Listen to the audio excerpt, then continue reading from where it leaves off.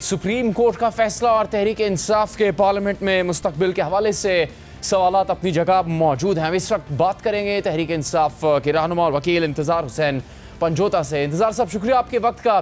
Supreme court का फैसला आपके हक में है। हुकूमत लेकिन कहती है कि मुल्क के कानून के मुताबिक चलेंगे और 104A और सेक्शन 66 का हवाला वफाकी वज़ीर कानून ने भी दे दिया। तहरीक इंसाफ अब क्या करेगी ऐसे हालात में? देखिए जी, बहुत शुक्रिया आपका। पहले नंबर पर तो हुकूमत जिस कानून की बात कर रही है कि उसको मज़ीद ज़रा वाज़े करे कि ये कानून उनको कहाँ से मिल रहा है। जो पाकिस्तान का सबसे सुप्रीम कानून है वो पाकिस्तान का आइन है और पाकिस्तान के आइन के मुताबिक पाकिस्तान की सुप्रीम कोर्ट जो है वो सबसे बड़ी अदालत है और सबसे बड़ी अदालत के सबसे बड़े बेंच ने मेजॉरिटी का जो फैसला दिया है वही कानून है। और लॉ मिनिस्टर साहब बड़ी प्रैक्टिस की हुई है, उन्होंने सीजन लॉयर हैं, उनकी तरफ से ऐसी बात किया जाना अफसोसनाक है।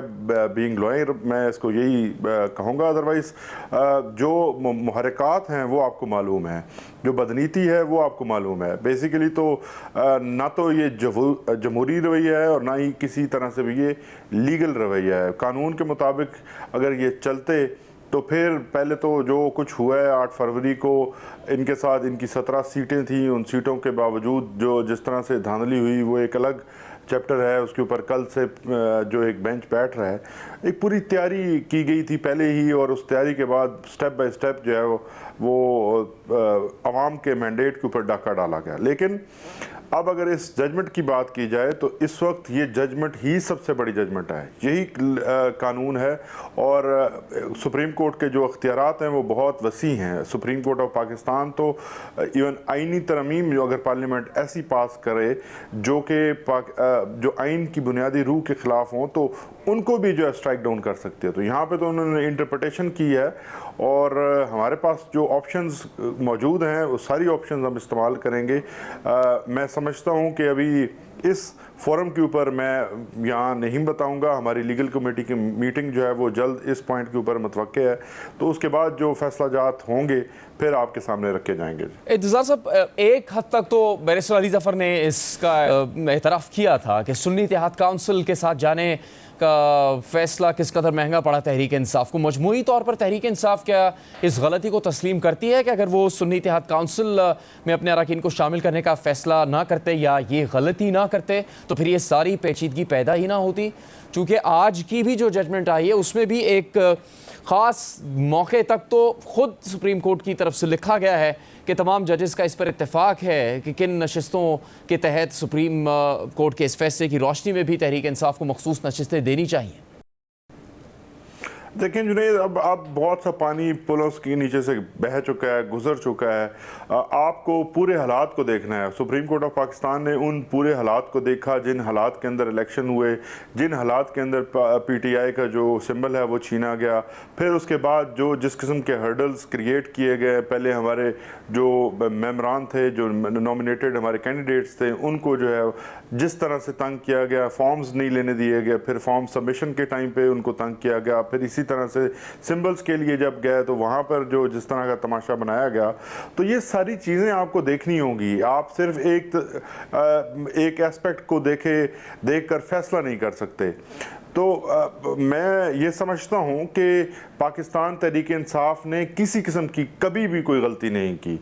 पाकिस्तान तहरीक इंसाफ ने कानून के मुताबिक हमेशा बिल्कुल ठीक फ़ैसला लिया और पाकिस्तान तहरीक इंसाफ के साथ जो जुल्म और ज़्यादती की गई वो पाकिस्तान की तारीख़ में किसी पॉलिटिकल पार्टी के साथ नहीं की गई।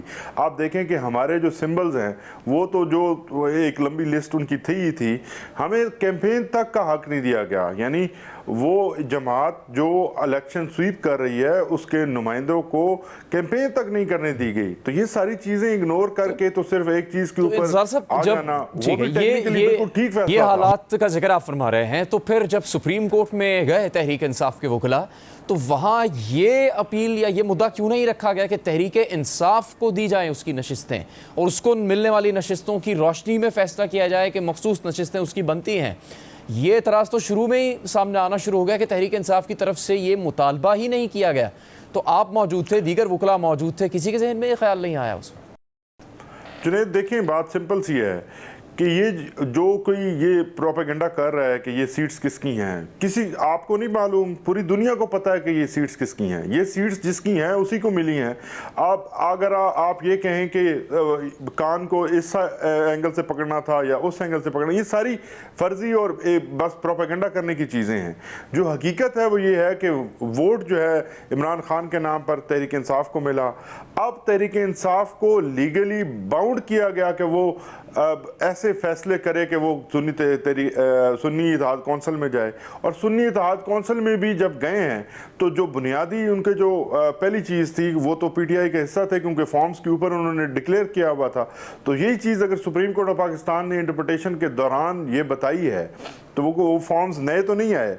तो ये चीज़ें बाकी आपके सामने है कि हमारी जो वेमेन विंग की प्रेसिडेंट थी कमल शोजब, उनकी तरफ से भी पिटीशन फाइल की गई थी सुप्रीम कोर्ट के अंदर। तो ये कनेक्टेड पिटीशन थी। ये चीज़ें जो हैं वो ज़ाहिर है एक प्रोसेस के तहत नीचे से आई, लेकिन सुप्रीम कोर्ट के सामने कमल शोजब की भी पिटीशन मौजूद थी। उसी पिटीशन के ऊपर फैसला भी आया। आपको लगता है इंतजार पंजोता साहब के अमल हो जाएगा सुप्रीम कोर्ट के इस हुक्म पर?